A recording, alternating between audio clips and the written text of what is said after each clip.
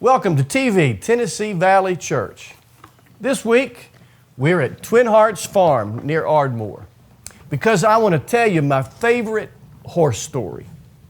But first, once in a while, I'll hear the Kenny Rogers song, "You Picked a Fine Time to Leave Me, Lucille." Have you heard that song, Allie? Maybe you've heard it. In a bar in Toledo, across from the depot, on a bar stool, she took off her ring. As the song goes, a man was watching her as she removed her wedding band. He saw that as a hint that she was ready to default on her wedding vows. So he moved in to try and pick her up.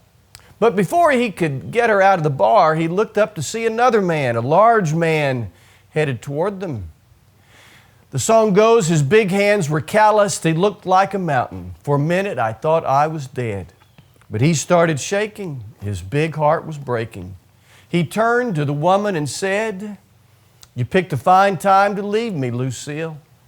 4 hungry children and a crop in the field. I've had some bad times, lived through some sad times, but this time your hurting won't heal. You picked a fine time to leave me, Lucille."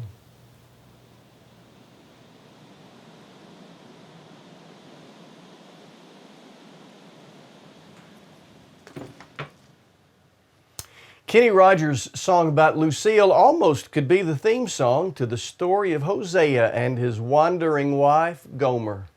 Yes, Gomer was her name, as odd as it might sound to have a two-timing woman named Gomer.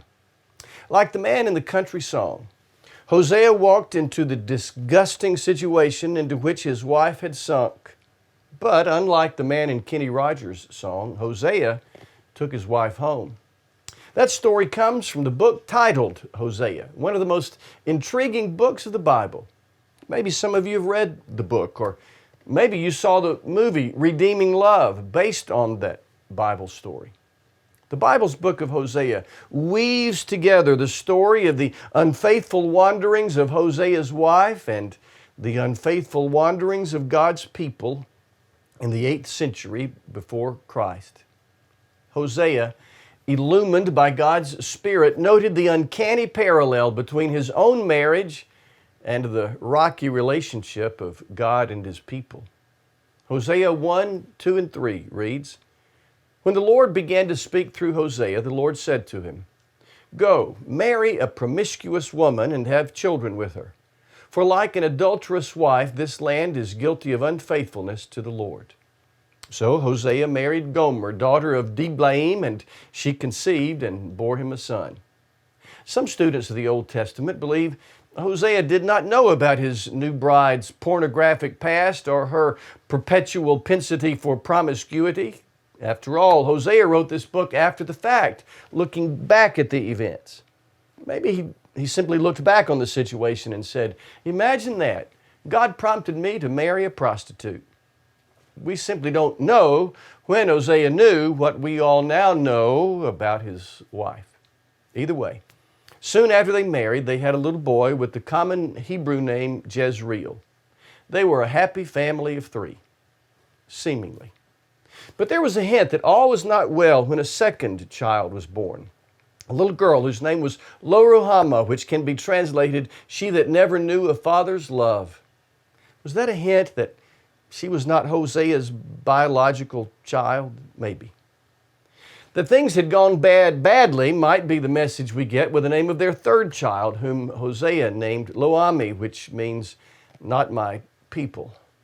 It wasn't long until Gomer was gone. Gone from a husband who loved her and kids who needed her. Back to her wicked ways, to the arms of another man, or more likely, other men. Hosea had to be heartbroken and embarrassed. And now he was left to be father and mother to 3 children, at least one of whom was probably not his own biological child. You can almost hear Hosea singing, "You picked a fine time to leave me, Gomer." And we read from chapter 3. "The Lord said to me, 'Go show your love to your wife again, though she is loved by another man and is an adulteress. Love her as the Lord loves the Israelites, though they turn to other gods and love the sacred raisin cakes. So I bought her for 15 shekels of silver and about a homer and lethek of barley. Then I told her, you are to live with me many days. You must not be a prostitute or be intimate with any man, and I will behave the same toward you. In the days of the Old Testament, adultery was more than a cultural taboo. The violation of one's wedding vows was seen as a crime against the community, for a strong community depends on strong families. The book of Deuteronomy said Hosea could have Gomer stoned, but he didn't. Hosea's friends must have said, she's hopeless, incorrigible, irredeemable, forget her, but he didn't. Hosea must have thought, I'll make her pay for what she's done to our family, but he didn't. Hosea did what I cannot imagine doing. Hosea followed Gomer's trail to the no-tell motel district of Samaria and symbolized the love of God. Hosea paid an amount of money I understand was the cost to buy a slave to either her adulterous partner or perhaps a sex slave trader. More about that next week. Hosea turned to Gomer and said, let's go home, and symbolized the love of God. Remember, the book of Hosea weaves together the story of the unfaithful wanderings of Hosea's wife and the unfaithful wanderings of God's people. Though the people of Israel had humiliated God and had broken His heart, God still loved them. Though they had prostituted themselves in the worship of pagan shrines and statues of wood and gold, the people of Israel still were the apple of God's eye, and He would not give up on them. God, as was Hosea, like a spurned lover who went to embarrassing lengths to redeem unfaithful partners, people like you and me. God is the one who steps into the muck of the human situation to bring people like us back home.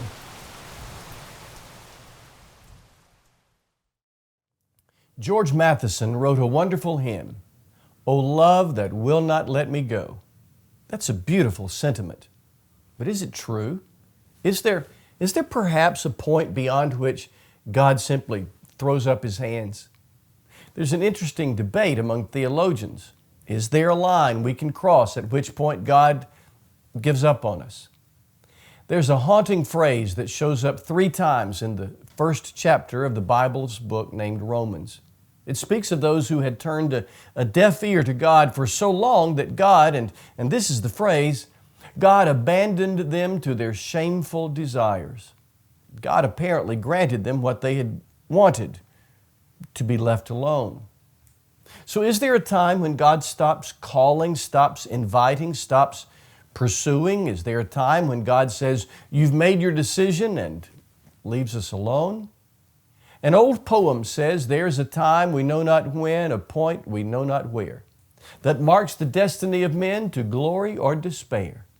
There is a line by us unseen that crosses every path, the hidden boundary between God's patience and His wrath.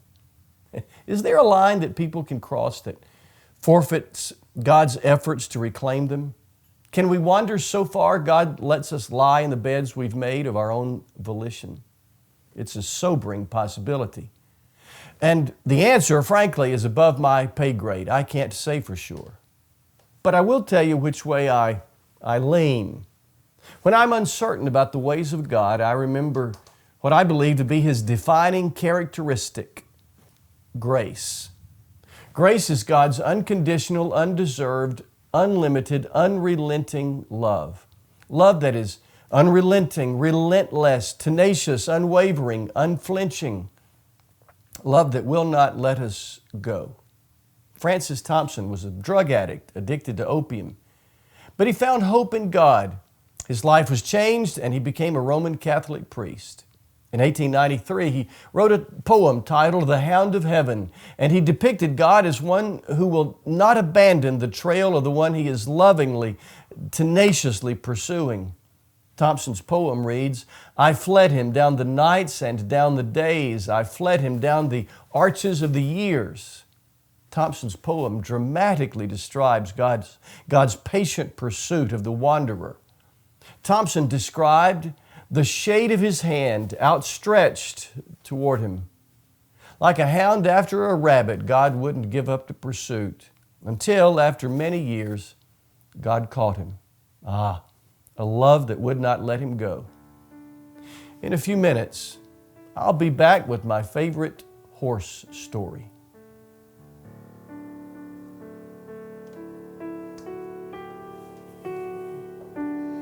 In the darkness we were waiting, without hope, without light, till from heaven you came running.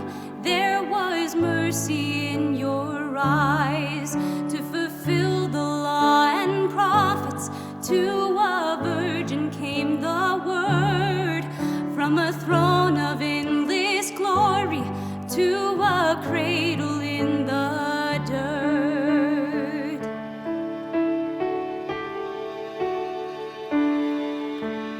Praise the Father, praise the Son, praise the Spirit, three in one. God of glory, majesty, praise forever to the King of Kings.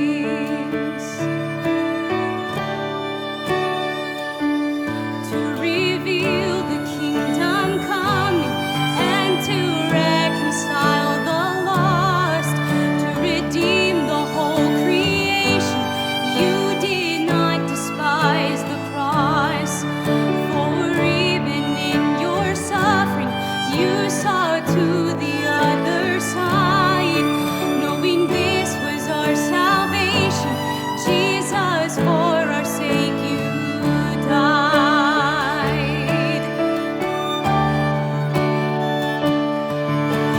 Praise the Father, praise the Son, praise the Spirit, three in one.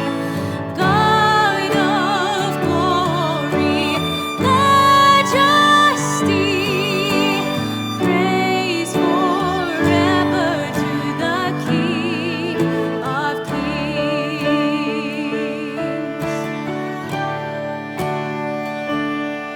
And the morning that you rose, all of heaven held its breath, till that stone was moved for good, for the Lamb had conquered death.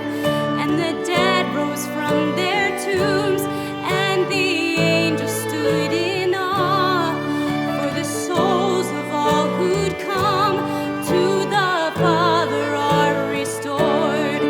And the church of Christ was born, then the Spirit lit the flame.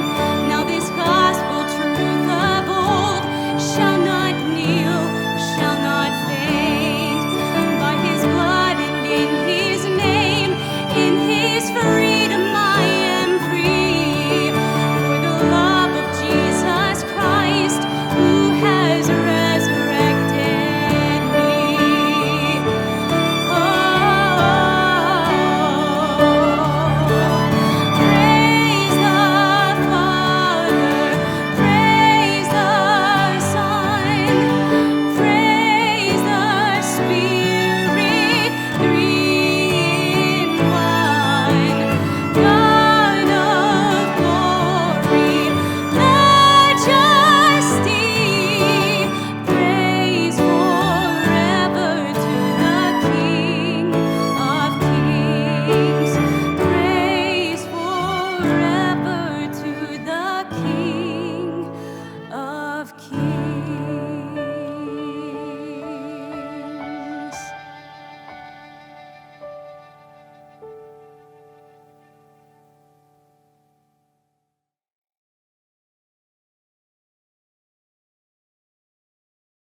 Hi, I'm Brian Temple. I'm the media director at First Baptist Church, one of the photographers and producers of TV Church. I'm a recovering broadcaster and also the drone pilot for TV Church. Hi, I'm Lisa Greer CC, and I'm one of the producers on TV Church and do a little bit of everything on TV Church. Help with the planning, help set up the sites that we go to, help set up community interviews that we do. And that's one thing I really love to do is talk with people in the community, visit different places, give people a chance to tell their story and how God has touched their life, and in hopes that will touch someone else's life who may be watching. My name is Jeff White, and I am a professional photographer here in town. I do some video work, but I'm a longtime portrait and commercial photographer, I guess, and as well as an artist here in the Huntsville area, and I love it. I love it. My name is Michael Kearney. I'm the videographer for TV Church, and my job is primarily taking what we shoot on Wednesday and doing all the post-production that's needed to turn it in on Friday for the TV station to air it on Sunday. After the first couple of months that it started, Travis asked, he said, hey, we've started this thing called TV Church. Will you just look at it? Tell me what you think. Well, fast forward a couple of months and I'm heavily involved in TV Church and really loving every minute of it. It's my background. I used to be a local TV news broadcaster years ago before I had children. And now this has given me the opportunity just to use those skills again to further the kingdom. And it's so rewarding. Well, like everyone else during the pandemic, we were at home watching TV, watching church on TV. And I remember every week I would watch the episode and I would think, man, I can do that. Or, oh, I'd like to do that. Or that looks like fun. I would do that. And Joanna, my wife, finally said, well, you know those people, you can go do that. And so the next time I saw Travis, I said, hey, can I come help with TV Church? And Travis thought about it for a good long fraction of a second and said yes. And then I imposed myself upon these poor people. So I tell people, especially people I used to work with in broadcasting, I'm doing some of the best work of my career. And that's no joke. One, because it's the most interesting thing I've done. And number two, there's a better purpose. There's a better goal in mind. Scriptures tell us to go into all the world and preach the gospel. Well, this is it. Now, we happen to bring cameras and microphones with us, but that's what we're doing. And we're making it accessible to people through television, through our website, and through live streaming. One of the things I enjoy about TV Church is that when I first started, I only had about 1 or 2 months of video experience. I'm running cameras, and now it's been almost 1.5 years of shooting in harsh sunlight or shooting in really dim situations. And when you're doing a shoot on location and you only have limited equipment, you really start to learn all the skills needed to create a high production show really quickly. All these people come along when we're ready to grow and we need a skill set, and someone walks in and says, hey, I want to help and I know how to do this, and it's the thing we're looking for. So I literally have not had in 30 years anything come together like that and be so rewarding. One thing that amazes me every week is that we shoot the video, and then once Michael edits it and uses his creative talents to put it together and spruce it up with graphics and just all of his editing skills, it just comes across so great. And I just think, wow, it didn't seem like it would come together at the time we shot it, but it always does. And the talent is just with Brian and Michael, Alyssa and Jeff, the talent just amazes me every week. And it's, that God brings together these people who all have this important role in TV Church and uses the skills that he's given them to further his kingdom. I do want to say my experience at TV Church has been absolutely fabulous. It's been an opportunity to get out into North Alabama, a part of the country that I absolutely love, or be a part of being able to show how amazing this area of the country is. Every week we meet new people. Every week we go to incredible places. We hear phenomenal stories, and it is just absolutely amazing. That is my favorite part of being a part of TV Church.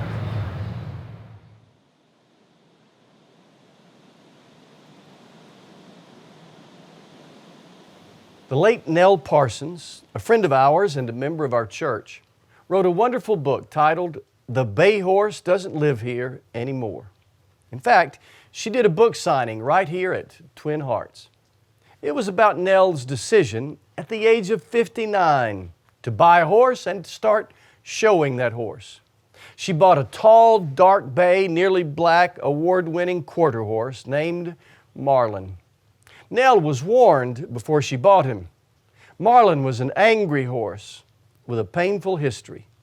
No one seemed to know his history fully, but he had obviously been mistreated, and he trusted no one.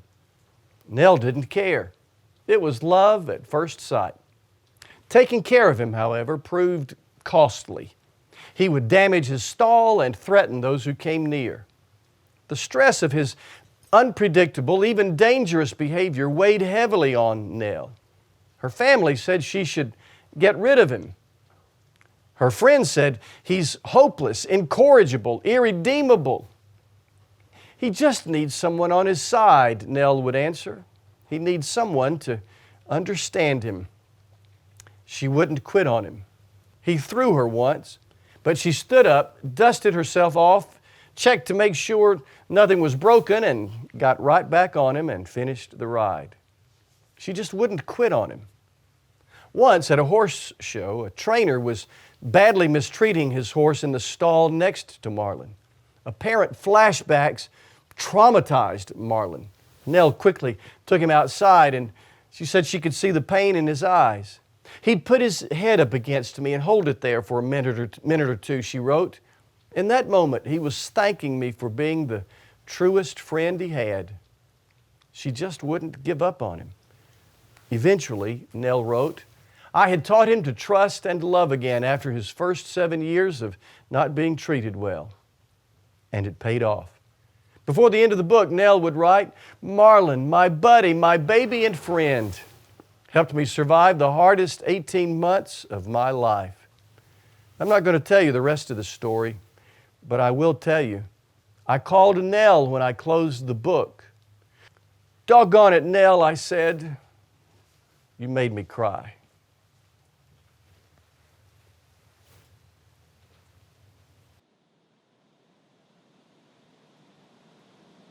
I know horses aren't people. And yet the story of Nell and Marlin provides a lesson for us all, not to give up on people. Please understand, we don't have to subject ourselves to ongoing pain. You do not have to remain in an abusive relationship. But it's important that we never stop hoping for people, never stop loving people. God certainly never has stopped hoping for and loving us. Though some might say of us, she's hopeless, he's incorrigible, they're irredeemable. God never throws up his hands. In the nearly 200-year-old words of Robert Robinson, we are prone to wander. And yet, prodigal sons and daughters though we often are, Gomers though we often are, Marlins though we often are, he never counts us out. So if you're a wanderer, even if some have given up on you, if you look over your shoulder, you will sense the shadow of the outstretched hand of God Himself. If you pay attention, you'll sense the warmth of His grace. And if you'll listen carefully, you'll hear Him whisper, "Come home."